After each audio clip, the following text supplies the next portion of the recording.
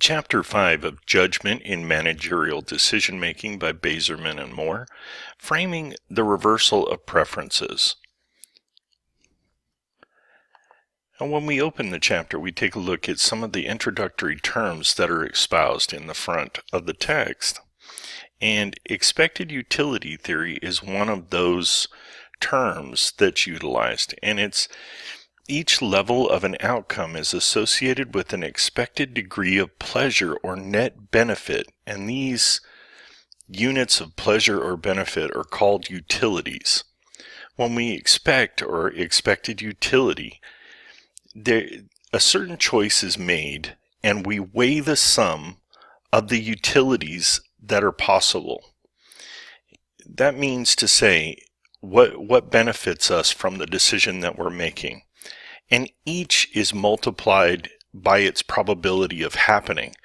The more likely it is to occur for us, the more apt we are to take the risk. When we look at the principle of declining marginal utility of gains, you have to look at it like your favorite food. If you ate your favorite food every day, at some point you're going to get tired of that same food every day. And it just states the more we get of something, the less pleasure it provides us, the less benefit it provides us. When we look at the big positive gamble, this is what has people playing the lottery. And these decisions deviate from the expected value. We expect to pay $1 for a scratcher ticket, but what's going to happen? You can't win if you don't play, is what they tell us, but statisticians tell us that we're crazy for playing in the first place. Now, if we did win on this big possible gamble, the idea is to take the cash value from the money instead of taking the lottery payments, because we know life is short and we may not be here to benefit from those payments. This chapter is all about risk versus benefits. The expected utility, and again, that's our net benefit or gain that we're receiving, departs from the logic or expected value. It provides a useful and consistent logical structure. That's what we derive from an expected utility. We put some in, we get some out. The typical decision maker evaluates outcomes relative to a neutral reference point. That if you're investing in the stock market, you can see that some have high risk investments, some are medium risk investments, and some are less risky investments, and then you have fixed money market accounts. In the net neutrality that we're looking at, our neutral reference point would have us investing money without worrying about its loss. The reference point has a critical effect on whether a decision is positively or negatively framed and the effects of the resulting risk preference of the decision maker. If we are a gambler, we associate our money with I don't lose, or I don't gamble more than I expect to lose. Risk is a key factor in decision making. And these risks are what quality leaders are paid to do. They're paid to have effective risk-taking methods within an environment that they can make honest mistakes. That's because when we're averse to risk, this leads us turning down many lucrative opportunities. The neutrality of risk should be exercised in important life decisions, whereas you're accepting a new job, you're buying a house, or there's a corporate acquisition that you want to make certain that your investment is going to be sound in whatever company that you're buying into. We like certainty, even pseudo-certainty. So we like to have an understanding, a strong footing underneath us. And in your text, they give an example of Russian roulette, in that people weigh the odds, and that on the initial round, the 6 rounds in the gun, Russian roulette, for those of you that don't know, is an archaic practice where persons bet on their suicide.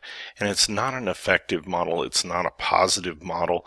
But in looking at it for the probability on the first round, there is a 17% chance of death. The perceived certainty that results from the full protection framing of an issue equates to pseudo-certainty. 1 out of 6 rounds, some people would say, isn't bad, but I'm not going to chance it. The certainty effect, a reduction of the probability of an outcome, has more importance when the outcome was initially certain than when it was merely probable. So round 2 on that same cylinder as it's being squeezed on the gun would most definitely narrow the odds. Framing and the overselling of insurance. Now, this is a statement that I've always heard said, it's better to have it and not need it than need it and not have it.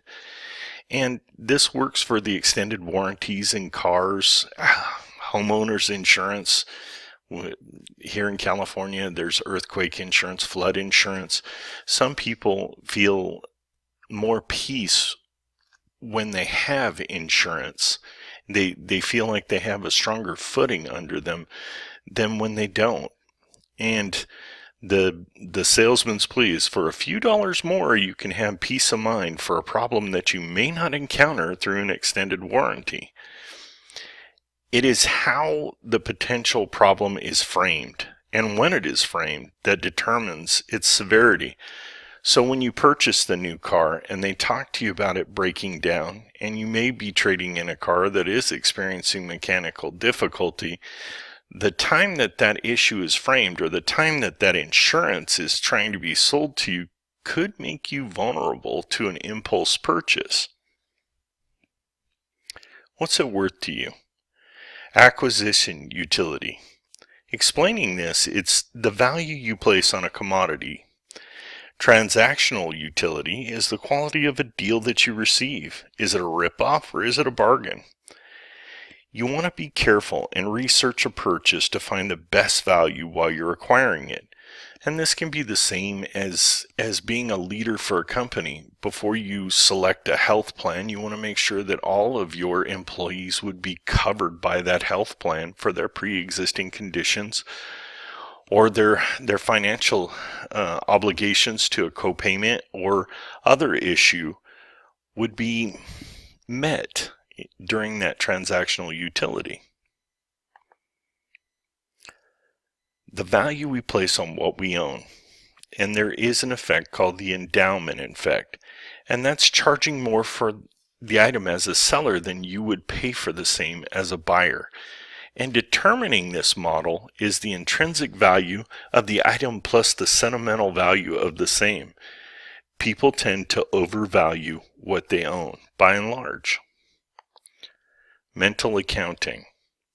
Each person has a variety of mental accounts that they organize, evaluate, and keep track of their own financial activities. And this can include framing losses. And it can be charity, it can be your tithing to your church, it can be your gift to St. Jude or whatever organization that you choose to give, versus where you feel that you've lost in spending that kitchen gadget that you've never used that ended up in the garage.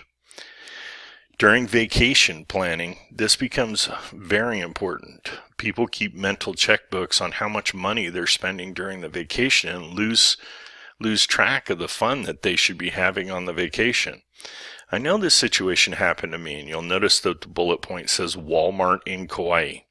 My wife and I went to our honeymoon in Kauai. We ended up at the hotel, and when we ended up at the hotel, they told us about Hilo Hattie's. And if you go to Hilo Hattie's, you can get all your travel souvenirs and memorabilia. We ended up at Hilo Hattie's and walking through the aisle, and they bust us over there and bust us back. And I bought these expensive souvenirs and took a look at it. Well, it wasn't until day 3 that we ended up with our rental car. And when we ended up with the rental car, we drove to the Walmart that was on Kauai and noticed that the same things that were on the shelf at Hilo Hattie for $20 and $30 were in between $5 and $10 at the Walmart. Coincidentally, it was the most beautiful garden department I'd ever seen in my life because it was just full of orchids. So I digress. Rebate bonus framing. The immediate spending for an expectation of a partial return. Framing affects important decisions with the prospect of immediate gratification. Furthermore, the rebates entice us with the promise of return money for spending it now. So that's something else that we have to look at. Joint versus separate preferences reversals. Logical inferences between multiple choices. The evaluability hypothesis is driven by difference in the ability of the attributes to be evaluated. Some things are easy to evaluate. We look at it, we have a gut feeling, and we know that that is something that we need to do. Hard to evaluate requires mind mapping or conferral with a partner or whoever the executive board is of your company to make a purchase or to take a directional tack to take you to the end result that you are looking for. Now, that was a lot of information that we covered on separate information in the book. The book goes over a ton of minutia on things that we employ every day to make the decisions that are necessary to go to the grocery store and make a purchase, or go to a clothing store and make a purchase. And you'll notice that it's boiled down to its smallest parts.